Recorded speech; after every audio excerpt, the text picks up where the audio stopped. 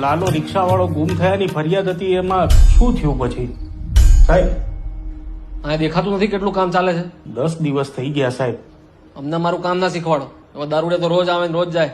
તમે જેના દારૂડિયો કહો છો ને ઈ મારો દીકરો છે હો સાહેબ.